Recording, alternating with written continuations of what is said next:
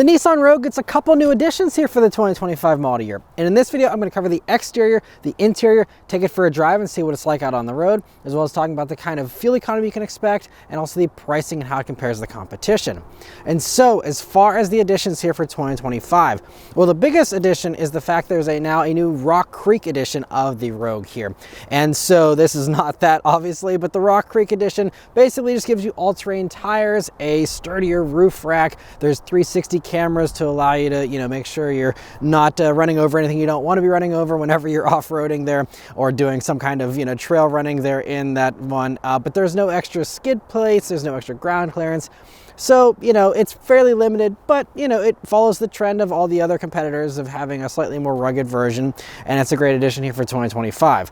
Now, as far as other Rogues, the other thing here for this Platinum is that you can now get a Pro Pilot Assist 2.1, and that does auto lane changes. It also throws in rain sensing wipers and a 3D 360 camera, which allows you to spin around the vehicle there on the screen. That package, though, is $3,200, but those are the two main things here. But there have been a few other changes here to the Rogue over the years. So for anyone that hasn't been following Rogue updates over the past few years, last year it got a little bit of a refresh here. So there's a new front bumper, new rear bumper, there's a new grille, and it's just nice little tweaks to freshen it up, keep the styling looking modern, and I think it still looks very nice. I also really appreciate the fact you can get two-tone color combos. That's something that a couple of the other competitors offer, but most of them don't, and it's a really fun touch to have the black roof here on the blue. I also have these nice 19-inch wheels here on the Platinum, and then going out to the back there, it's all the same as before, again, aside from that rear bumper here. But, those are, really the main changes, again, that came out last year. And a couple of years ago, we swapped out the regular 4-cylinder and the older Nissan CVT for a new chain-driven CVT and a 3-cylinder turbo engine. So we're going to try that out here on this drive, my first time testing that out. But anyway, let's head inside and check out the changes there. The interior of the 2025 Rogue is very nice, but it should be, because this is basically one of the most expensive vehicles in this segment. And this one, as tested, is over $43,000. And at that price point, you do have, again, the very nice quilted semi-aniline leather here in the Platinum. You have a head-up display, the Bose stereo. Some really nice stuff here, but then there are also some shortcomings. Like, for example, the shifter area. The shifter has a little bit of a rubbery, not super nice kind of feel, and you can hear it actually squeaks. Every time I grabbed this, it would squeak. And whenever you're paying top dollar in this segment, this doesn't feel top dollar. Now, you do have some other nice touches like padding down by your knees and, a lot of the other very nice, technology and all that. But, again, just some of the execution just isn't quite as impressive as it was about 4 years or so ago whenever these first debuted. Now, the big change for 2024 was that you got this new screen. It's a 12.3-inch touchscreen, but you only get it on the SL and the Platinum trims. But it's a really nice screen nonetheless. We've seen this in other Nissans in the past year or so, and it does have wireless Apple CarPlay, wireless Android Auto. It also has Google built in, so you have native Google Maps here running. You also have Google Assistant, the Google Play Store to download your own apps and run those natively.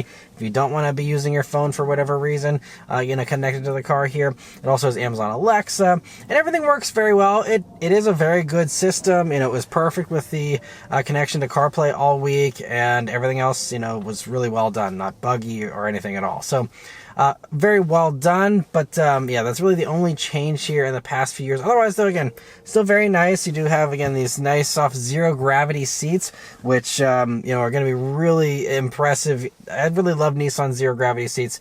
Whenever you're driving long distances, they really help to reduce the fatigue a little bit, and, very nice looking as well. The steering wheel is also, very nice and has a good grip and just a few buttons here on it.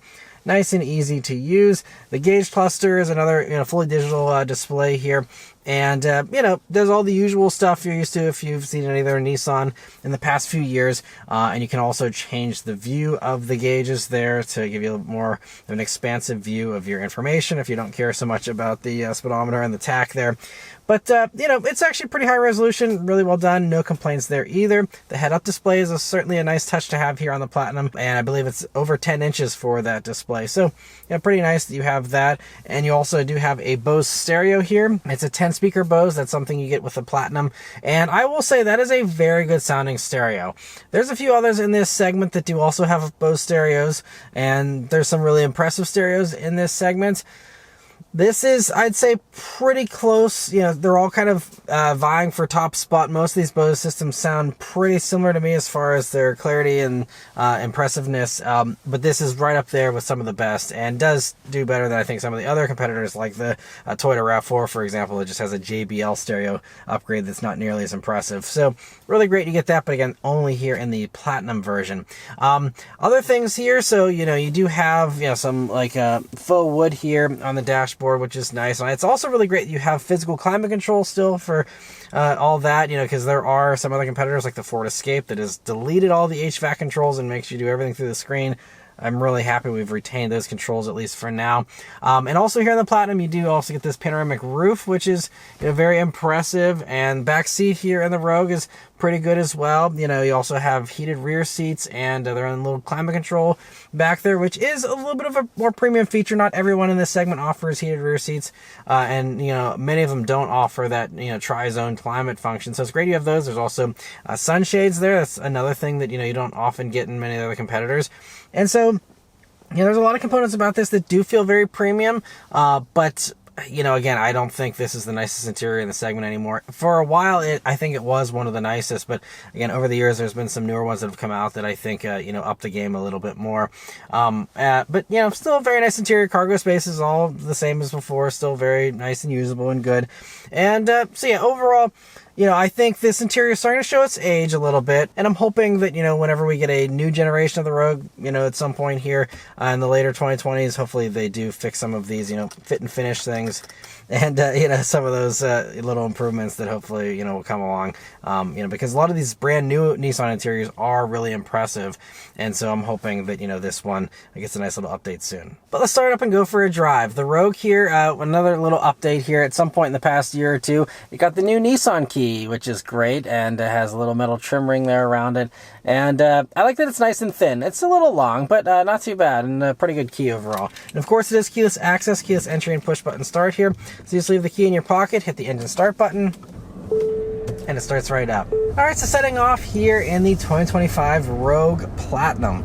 So the first thing you notice about this vehicle, I think the first thing I'm noticing is the very good visibility. You know, you have nice thin A-pillars, very good view out of the sides, a little bit of a larger windshield, I'd say, than some of the other competitors potentially, and nice view out of the back, and you know, a very easy vehicle to maneuver, and combined with, again, these 360 cameras you have here on these higher trims, and again, this Platinum even, again, having that 3D thing, if you really want to, you know, play around with that, you can, but, you know, just having the actual extra views is the main thing that is very helpful, and you know, the 3D thing is more of a gimmick, I think, but, you know, it's really nice to have that, and of course, you have all the safety tech as well to help, you know, as standard, really, to help maneuver this vehicle, and so very easy to drive as far as that goes. Another thing that's pretty nice and easy as far as the driving experience is just all the driver inputs. They are all very well done. As we're coasting down this hill here, brakes, you know, have a nice amount of dead travel before you start getting some bite, but that means they're nice and easy to be smooth with, and you know, feel very predictable and normal.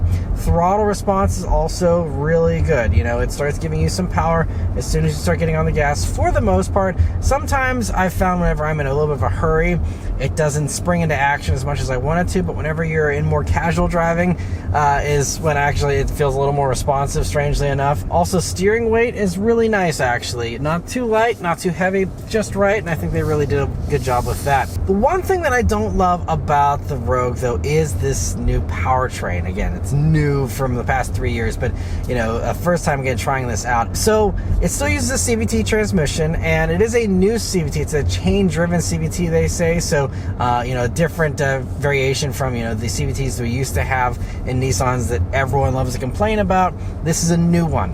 From 2022 on, when they made this powertrain swap, it's a new CVT. Time will tell, you know, but hopefully this one's, you know, really solid and all that. But the thing is, I still don't love the way that it's programmed for the CVT, because it does kind of, you know, give you a little bit of a kick down, but it still feels a little slushier than other CVTs. Some of the other newest stuff out there these days does a better job with their CVTs of feeling more direct. Now there's others that are slushy feeling still too, like Subaru's CVT, so Nissan's not alone in this, but I just don't love the way that feels. And we're going to turn that onto the back road here. I'm going to put it up into the sport mode, and we'll see how it accelerates, but this is going to bring up another complaint that I have here with this powertrain. But here we go. There's that delay again. I was floored for like 2 seconds there before we got full thrust here. And then, you know, it gets up and goes pretty nicely. So it is an upgrade in horsepower. So we have a 1.5 liter turbocharged 3-cylinder engine, and it's variable compression for the turbo. That's something they started with the 2.0 turbo motor in the Ultima and in the QX50, and now they basically got rid of one of the cylinders and have it here in this. And so it does upgrade the horsepower compared to the naturally aspirated Rogue of before. So it's now 201 horsepower and 225 pound-feet of torque. And on paper, that is one of the best numbers in this segment as far as regular standard powertrains goes. And so on paper, it seems like a really nice improvement. The reality is that out here on the road, it isn't as punchy as I thought it was going to feel. And I think it's that CVT, again, kind of holding it back just with the slushiness, making it feel like it's not quite as punchy. I mean, whenever you're rolling, it does, accumulate speed nicely, but it never felt very quick to me this week. It's a 7.8 seconds 0 to 60, which is a few tenths of a second faster than the old Rogue. So by the numbers, once again, it is in fact faster, and should be a little bit quicker than some of the other competitors as well. But again, just reality is, between the slow response and just the slushiness here, I just found myself like standing on the gas multiple times this week and being like, man, this thing needs more power.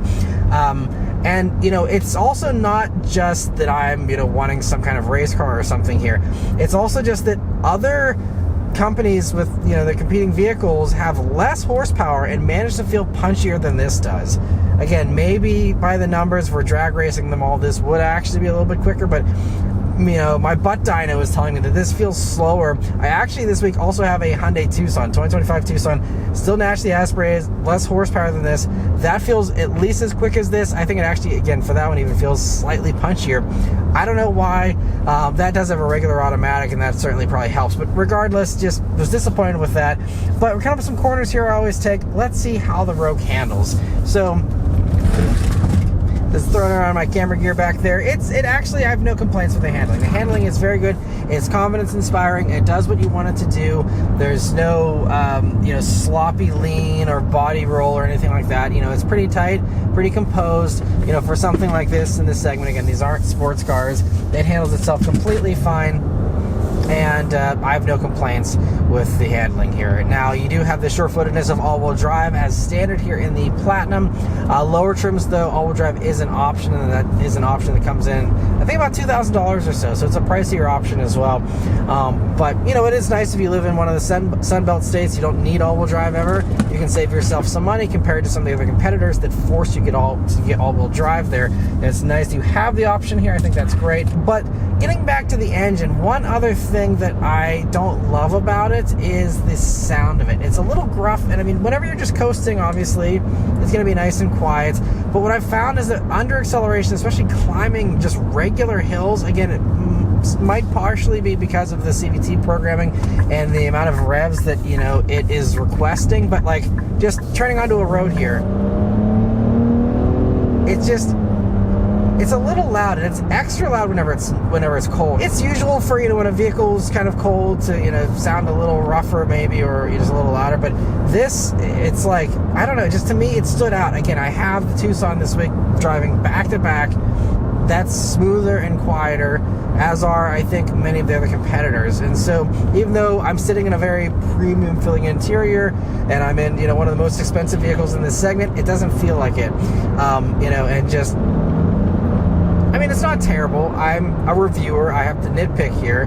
It's not like I'm in a Jeep Wrangler or something, but it's just I think an area where the competition does a little bit of a better job. Another thing I think the competition does a slightly better job with is with the quietness in the cabin, just like road noise.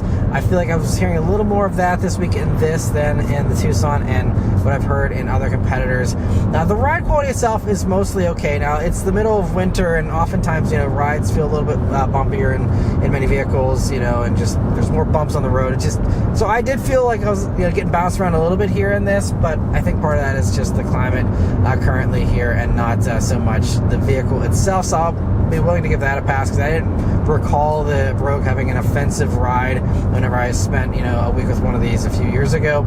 But yeah, as far as all the other driving stuff, it's fine.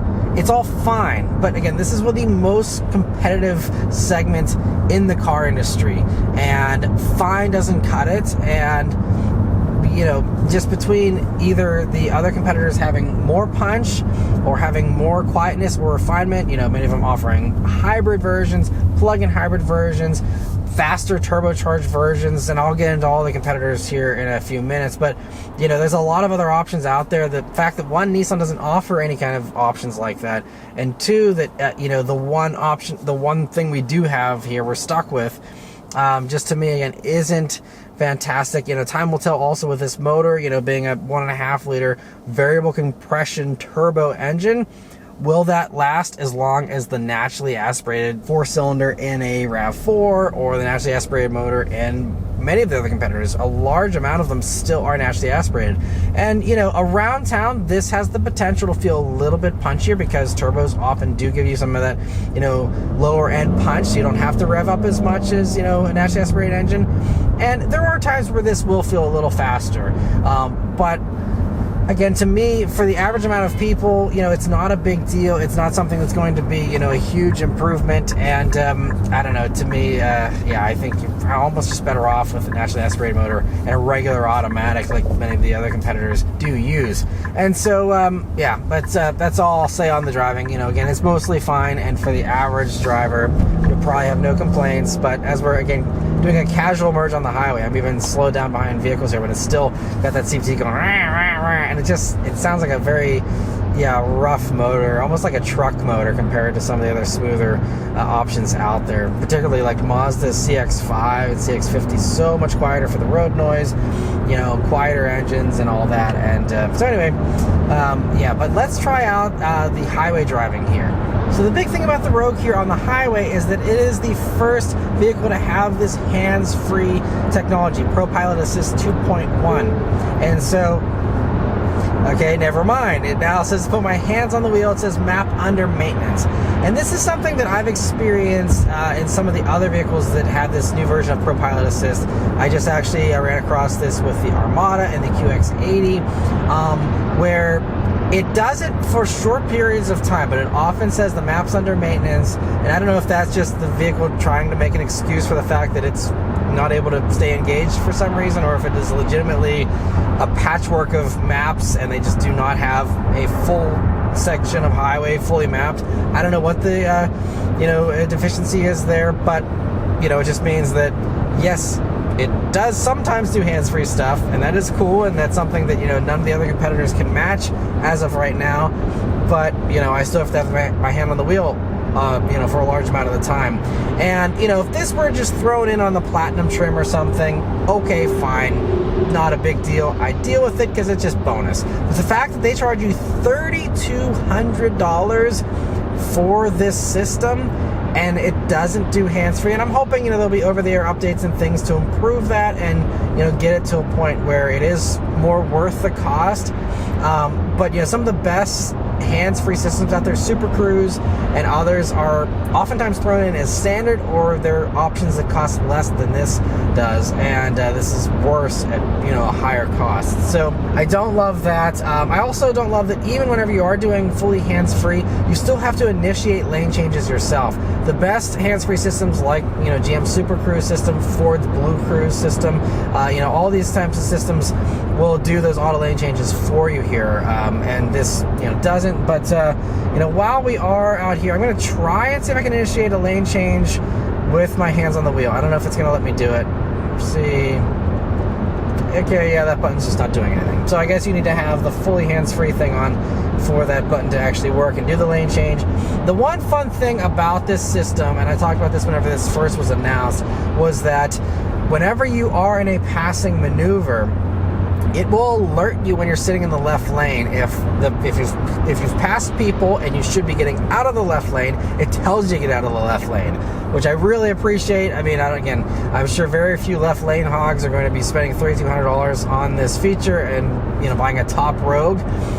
But it's a start to hopefully, you know, badger people to get out of the left lane unless they're actually passing and going quickly. But yeah, otherwise, yeah, this entire section of highway here, it has not returned with doing the hands-free thing. It cannot be spotted like this. If you're charging people this kind of money, it's got to be, you know, basically working all the time to really feel like people are getting their $3,200 worth. Maybe other highways elsewhere in the country are better mapped, more consistent, and your experience will be better. Your mileage will vary, but just know that it's not ready for prime time here, and certainly not ready for a $3,200 upcharge. So that's a little bit of a disappointment. Otherwise, though, safety tech is very good here. You get everything as standard here in the Rogue, so even a base Rogue gets blind spot monitoring, rear cross traffic alerts, you get automatic emergency braking, all the safety stuff, you know, that used to be extra cost options are now all standard here for 25.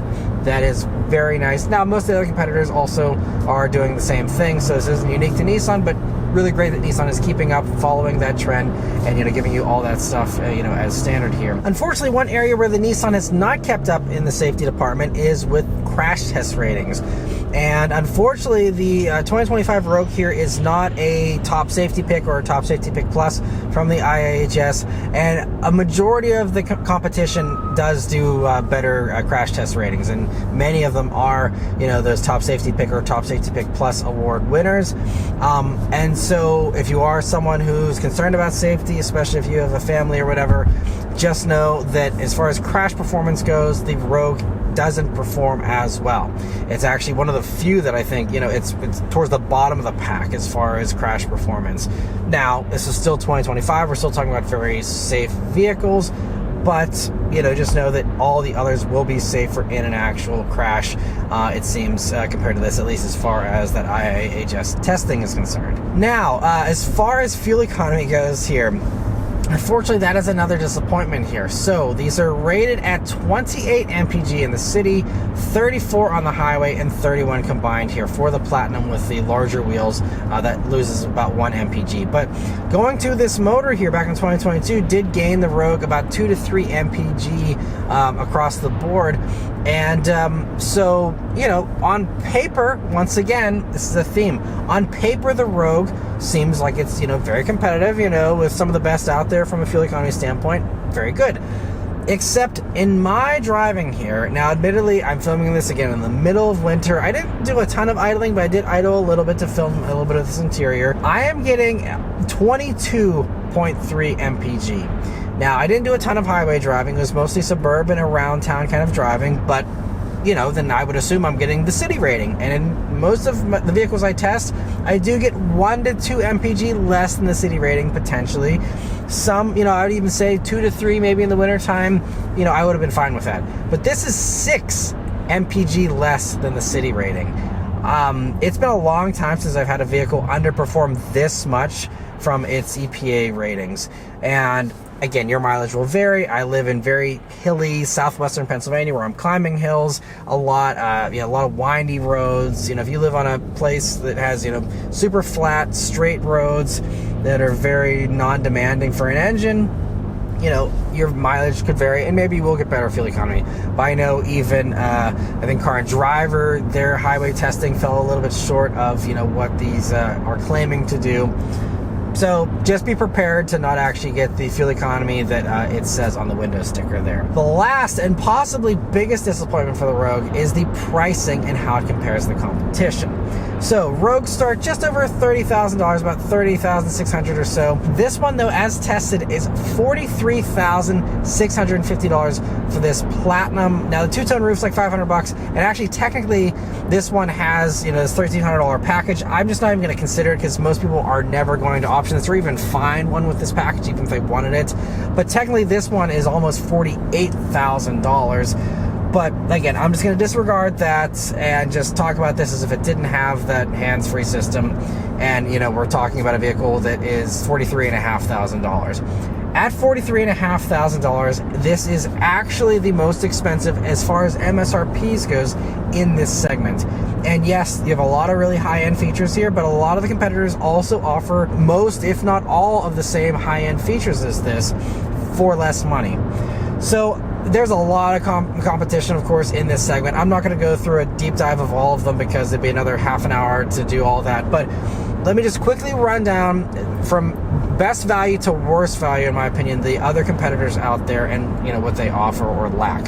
So, you know, again, it's worth noting once again that most of them do offer a kind of hybrid version or some type of, you know, even plug-in hybrid for a couple of them. There's no such option here in this. But even as far as just regular, you know, normal gas-powered stuff, the best value in this segment, in my opinion, is still the Mazda CX-5. It's dated even more than the Rogue here, but the Mazda interior is still insanely nice. It still is, again, one of the quietest in its segment, even all these years later. It is also still like a Top Safety Pick Plus award winner, I believe, all these years later. It's just so well done. Now, it's a little bit of a tighter back seat, and you don't have the same high-tech features here. It still has some old-school kind of gauges. The screen isn't quite as big as this one. It's not all touch either. It's only touch for the smartphone integration for that. You know, so there's a little bit of give and take there, but it's $7,000 less expensive. And even if you want to, you know, have something with more power and have a turbocharger, you can get that with the CX-5, and it has almost 100 more pound-feet of torque than even this, and that is still, I think, like about $2,000 less expensive than this for a top CX-5. And the CX-50 is only a little bit more expensive. It comes in very comparable to this and gives you a really beautiful interior. Doesn't really give you much more interior space than CX-5, unfortunately, so same kind of problem of maybe having a little bit less leg room in the back and stuff compared to you know, this. But you know, both very compelling. The CX-50 now offers a hybrid version as well. I just tested last year. Very good as well. And so, you know, but we're talking $7,000, or even with the CX-50, I think it's about $4,000, but still a huge savings over this for a vehicle that arguably, in my opinion, is actually a little bit nicer in many cases. And again, it's more powerful if you know, want to go for those extra, you know, powerful versions. And so, you know, it just makes this hard to justify that one alone, but it doesn't stop there. The Kia Sportage is also $4,000 less, and that was a very nice vehicle. I've, you know, been spending weeks with those in the past few years.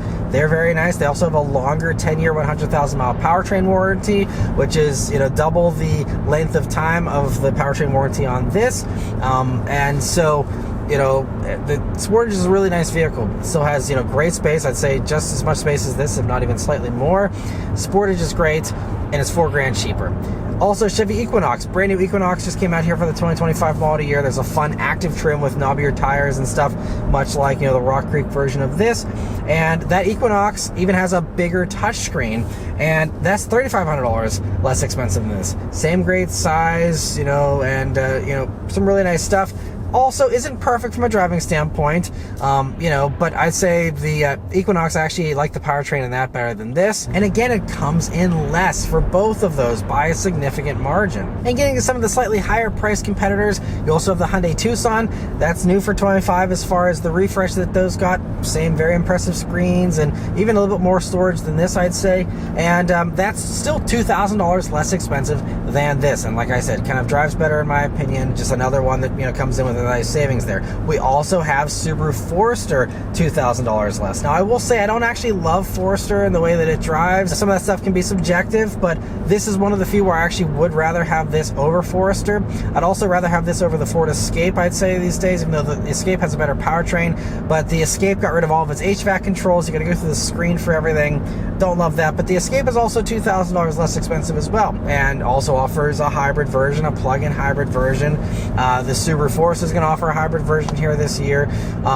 You know, but even those, again, if your competitors, they're still less expensive than this and kind of justify maybe not being ideal with some of the, you know, things that they offer. And then, you know, even like the top sellers in this segment, which are some of the higher priced ones, you know, like the Toyota RAV4 and the CR-V, those are even still less expensive. The CR-V especially, that's almost $1,200 less expensive than this, and you do get a smaller touchscreen in the CR-V, I will say. It's a 9-inch screen, but you get more space in the CR-V. The CR-V also, for its top trim that's competing against this, is hybrid as standard, gives you more horsepower, gives you a good bit more torque, and gives you way better fuel economy than this does.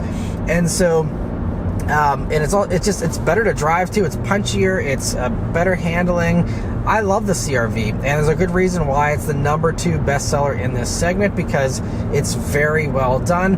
And yeah, it's just like no contest, especially, you know, you have a little bit of a discount and you have better fuel economy, which will save you more money in the long term anyway. Just, you know, better in all the ways. Toyota RAV4 as well is getting long in tooth these days. There's, you know, talks of maybe a new one here coming for the 2026 model year. But even as it sits right now, even that's about $1,100 cheaper than this. And you have the legendary Toyota reliability, and the RAV4 is the #1 selling vehicle in America, not even for this segment, but for America, aside from the Ford F-150. So RAV4 obviously very popular for good reason. It's fantastic. It's bulletproof. It's, you know, got all the space. Again, a little bit of a smaller screen these days, and has fallen behind and is, again, showing its age for sure.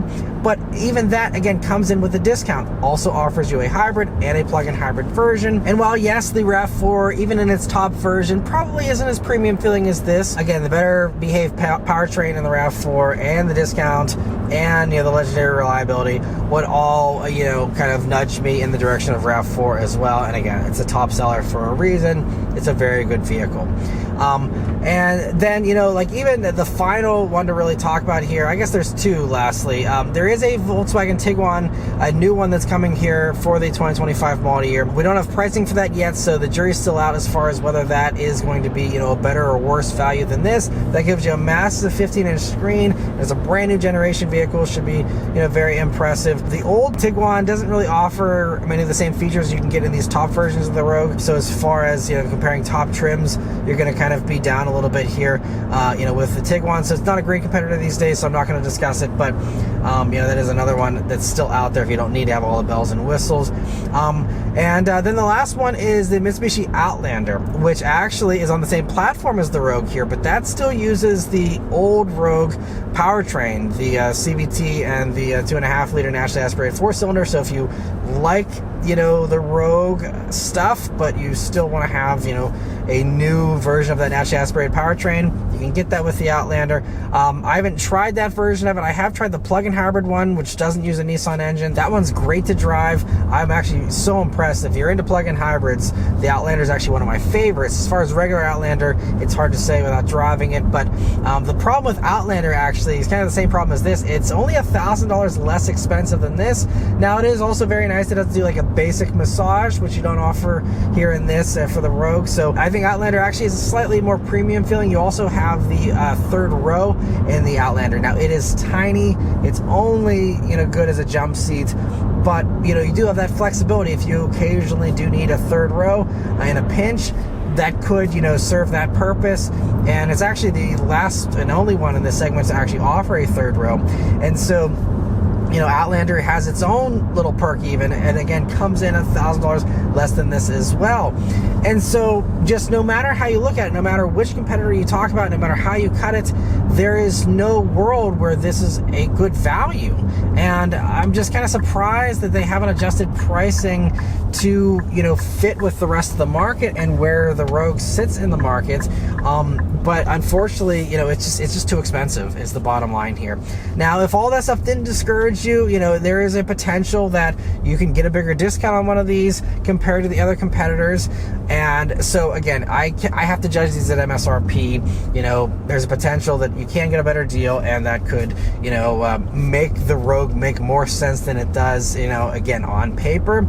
But if you are looking for the best deal possible on the Rogue, you're definitely going to head over to mattmotoring.com. There you'll go to the new car quotes page and select the vehicle there, and you'll be able to get access to dealer invoice pricing, as well as getting connected to a dealer near you to check one of these out in person for yourself, take it for a test drive, see what you think about it, and check it out on your own there. So there's going to be a link in the description, as well as a pinned comment that has the link as well to take you right to that page. But yeah, so overall, in a vacuum, the Rogue still has some deficiencies. It has some little glimmers of hope and promise with, again, the hands-free thing that could be good someday, and best in class someday potentially. And there's a lot of other nice bits here, but unfortunately the whole package just lets me down, and then the pricing is just the final nail in the coffin here. That unfortunately the Rogue kind of lands towards the bottom of my recommendation list for this segment, again, unless there's a massive discount to maybe make this more appealing. So anyway,